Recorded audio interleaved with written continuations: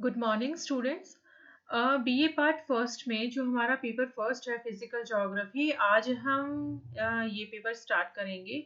और हमारा जो फिजिकल ज्योग्राफी है ये 3 सेक्शंस में बटा हुआ है। सेक्शन ए जो है उसमें हम जियोमॉर्फोलॉजी के बारे में बात करते हैं, स्थल मंडल के बारे में बात करेंगे। सेक्शन बी जो है वो हमारा वायुमंडल से संबंधित उसके अंतर्गत टॉपिक्स हैं। और सेक्शन सी जो है वो समुद्र विज्ञान से संबंधित है, ओशनोग्राफी से संबंधित उसके अंतर्गत टॉपिक्स हैं। तो आज हम सेक्शन ए में एक हमारा टॉपिक है पृथ्वी की आंतरिक संरचना, जिसके बारे में आज हम बात शुरू करेंगे।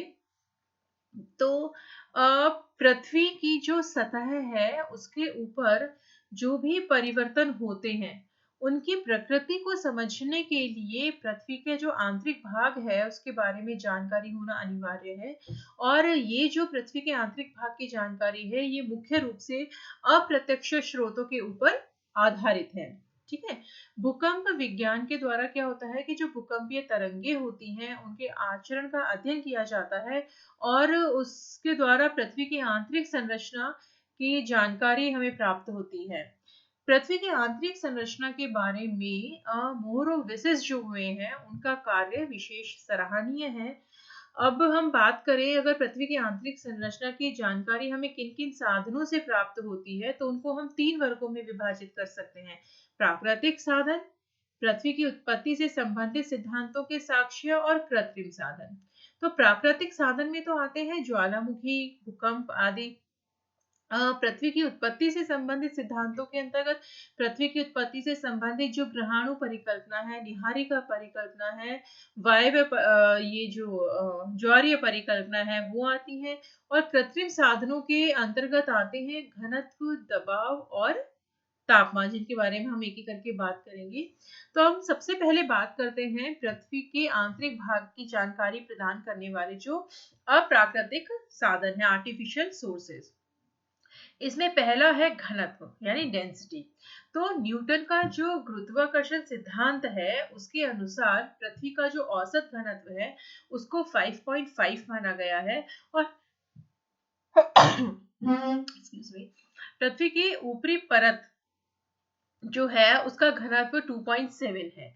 और उसके नीचे स्थित जो आग्नेय चट्टान है जिसमें कि ग्रेनाइट और बेसाल्ट की प्रधानता है उसका घनत्व 3 से लेकर के 3.5 है। पृथ्वी के जो आंतरिक क्रोड है उसका घनत्व 11 है। ठीक है। और जो कि जल से 7 से 8 गुना भारी है। तो अंतरम का घनत्व, पृथ्वी का जो भूक्रोड है उसका घनत्व जो है वो सबसे अधिक है। इस प्रकार जैसे जैसे हम पृथ्वी के अंदर जाते हैं तो हमें ये पता चलता है कि पृथ्वी का आंतरिक भाग जो है वो सबसे अधिक घनत्व वाला है। दूसरा इसमें आता है दबाव। तो प्रारंभ में तो क्या था कि जो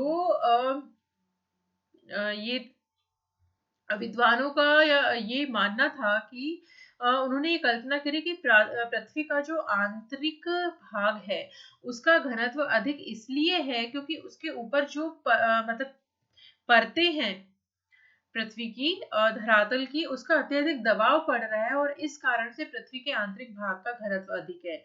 लेकिन आधुनिक खोजों से, प्रयोगों के आधार पर यह सिद्ध हो गया है कि अंतरम जो है यानी कि क्रोड जो है वो स्वयं ऐसी धातुओं का बना हुआ है जिसके पदार्थ स्वयं अधिक घनत्व वाले और भारी होते हैं। ठीक है। तो अंतरम जो है वो निकल और लोहे के मिश्रण से बना है, इसलिए उसे निफे भी मतलब कहते हैं उस भाग को पृथ्वी के। और ये पृथ्वी की चुंबकीय दशा को भी प्रमाणित करता है क्योंकि लोहा और निकल जो है वो प्रधान चुंबकीय पदार्थ है। तीसरा प्राकृतिक साधन है तापमान यानी कि टेम्परेचर। तो पृथ्वी की सतह से नीचे गहराई में जाने पर औसत में प्रति 32 मीटर की गहराई पर 1 डिग्री सेल्सियस तापमान जो है वो बढ़ जाता है और प्रति 100 मीटर पर 2 से 3 डिग्री सेल्सियस तापमान जो है वो बढ़ जाता है। लेकिन 8 किलोमीटर के नीचे गहराई के साथ तापमान वृद्धि की ये जो दर है ये घटती जाती है। ठीक है। पृथ्वी में ऊष्मा का जनन जो है वो मुख्य रूप से रेडियो सक्रिय पदार्थ जो है और गुरुत्व बल के तापीय ऊर्जा में परिवर्तित होने से होता है। अब हम बात करते हैं पृथ्वी की उत्पत्ति से संबंधित जो सिद्धांतों के साक्ष्य हैं उनकी। ठीक है, तो इसमें 3 परिकल्पनाएं हैं: ग्रहाणु परिकल्पना, ज्वारीय परिकल्पना, निहारिका परिकल्पना। तो जो ग्रहाणु परिकल्पना है, इसके अनुसार पृथ्वी के आंतरिक भाग को ठोस अवस्था में माना गया है। ज्वारीय परिकल्पना जो है, उसके अनुसार पृथ्वी का निर्माण जो है वो सूर्य से निकले ज्वारीय पदार्थ से हुआ है, और ये लोग पृथ्वी के आंतरिक भाग को, अंतरम को तरल अवस्था में मानते हैं। जबकि निहारिका परिकल्पना जो है, उसके अनुसार पृथ्वी की उत्पत्ति गैस से बनी हुई निहारिका से हुई है माना गया है, और उसके अनुसार ये माना गया है कि पृथ्वी का आंतरिक भाग जो है वो गैसीय अवस्था में है। लेकिन वास्तव में पृथ्वी का आंतरिक भाग जो है वो या तो ठोस हो सकता है या तरल अवस्था में हो सकता है, गैसीय अवस्था में नहीं हो सकता। तीसरे जो साधन है वो है प्राकृतिक साधन, जिसमें कि ज्वालामुखी क्रिया और भूकंप विज्ञान जो है ये मुख्य रूप से आते हैं। तो ज्वालामुखी उद्गार के समय पृथ्वी के आंतरिक तथा ऊपरी भाग में जो गर्म और तरल मैग्मा होता है वह लावा के रूप में बाहर आता है, और उससे ये ज्ञात होता है कि पृथ्वी का के अंदर कोई ना कोई तो ऐसा भाग है या परत है जो कि तरल अवस्था में रहती है। ठीक है, जो कि मैग्मा का भंडार है, जहां से मैग्मा निकल के बाहर आता है। तो आंतरिक भाग में अत्यधिक दबाव जो है वो चट्टानों को पिंगली अवस्था में नहीं रहने देता, लेकिन इस कारण आंतरिक भाग जो है वो ठोस होगा, ना कि तरल होगा।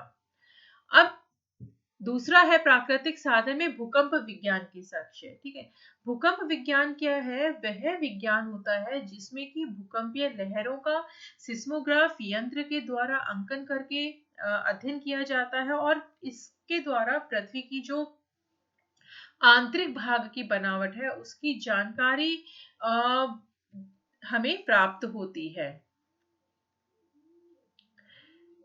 तो भूकंप की जो तरंगे होती हैं, भूकंपीय तरंगों की गति और भ्रमण पथ के आधार पर पृथ्वी के आंतरिक भाग के विषय में जानकारी प्राप्त की जाती है।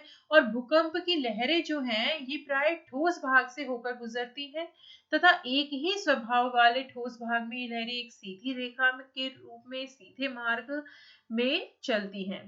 भूकंप केंद्रों पर इन लहरों के अंकन से ज्ञात होता है कि ये लहरें एक सीधी दिशा में न चलकर बल्कि वक्राकार मार्ग का अवलंबन करती हैं, जो ये प्रमाणित करता है कि पृथ्वी का आंतरिक भाग जो है उसमें घनत्व में विभिन्नता है। अब दो चीजें हैं, एक भूकंप मूल होता है और एक होता है भूकंप केंद्र।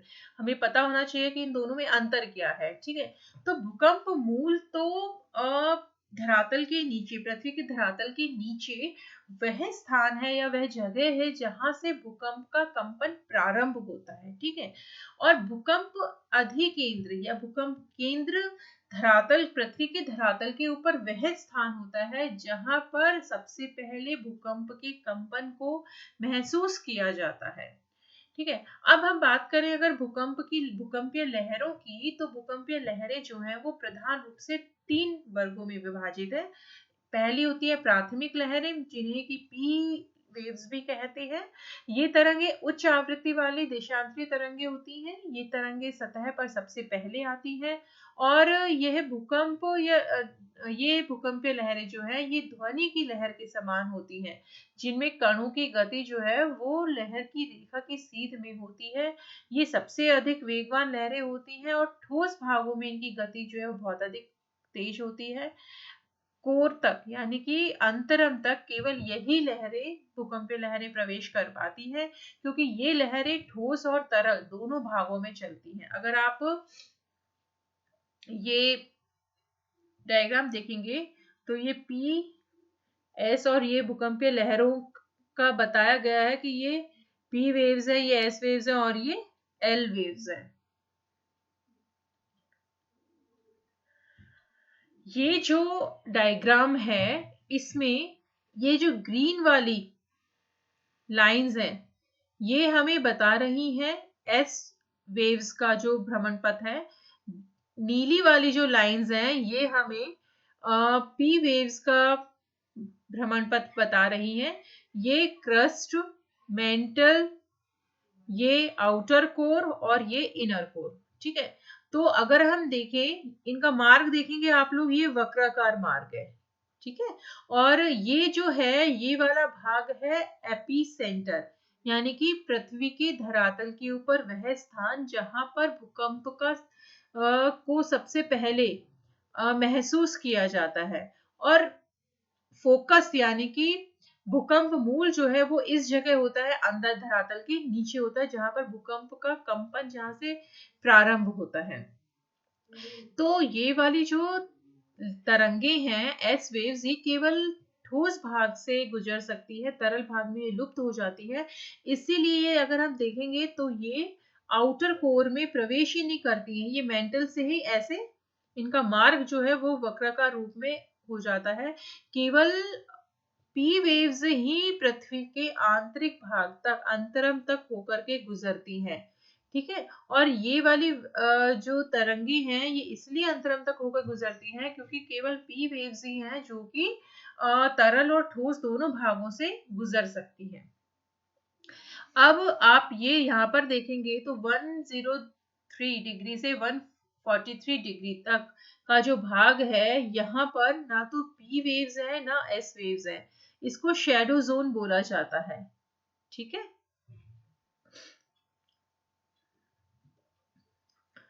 दूसरी जो लहरें हैं आड़ी या द्वितीय लहरें जिन्हें बोलते हैं, इन्हें एस वेव्स भी कहते हैं। इन्हें विकृतीकरण लहरें या तरंगे भी बोला जाता है। ये उच्च आवृत्ति वाली लघु तरंग है जिनकी लंबाई की वो तरंगे होती हैं जो किसी भी भूकंप केंद्र के चारों ओर यात्रा करती हैं। ये लहरें जल तरंगों अथवा प्रकाश तरंगों के समान होती हैं। ये तरल भाग में लुप्त हो जाती है, केवल ठोस भाग में से ही होकर गुजरती हैं। तीसरी जो लहरें हैं वो हैं धरातलीय लहरें, जिन्हें एल लहरें भी कहते हैं। सिस्मोग्राफ पर दर्ज की जाने वाली ये अंतिम तरंगें होती हैं जो कि अत्यंत विध्वंसकारी होती हैं और केवल पृथ्वी की सतह को ही ये प्रभावित करती हैं। इनकी गति सबसे कम होती है किंतु ये सबसे अधिक प्रभावशाली और प्रचंड होती है। पृथ्वी के ऊपरी भाग में ही ये लहरें जो है ये प्रभावित करती हैं। ये कोई सबसे अधिक लंबा मार्ग तय करती हैं और उच्चतम दोलन इनकी विशेषताएं हैं, ठीक है। तो पी एस तरंगे और उनके रूपांतरण की गति और मार्ग में होने वाली परिवर्तनों के कारण पृथ्वी की आंतरिक संरचना के संबंध में हमें सूचनाएं प्राप्त होती हैं, ठीक है। गति के आधार पे भूकंपीय लहरों के तीन युग्म है। पहला पी एन एस लहरें, फिर पीजी एस जी लहरें और पी स्टार एस स्टार लहरें, ठीक है। तो पहला जो है पी और एस लहरें, इनकी गति सबसे अधिक होती है। पीजी और एसजी जो लहरें इनकी गति सबसे कम होती है। पी स्टार और एस स्टार लहरें जो है इनकी गति ऊपर वाली दोनों लहरों के बीच की होती है। आज के लिए इतना ही। हमारे नेक्स्ट लेक्चर में हम इसी टॉपिक को आगे बढ़ाएंगे। Thank you.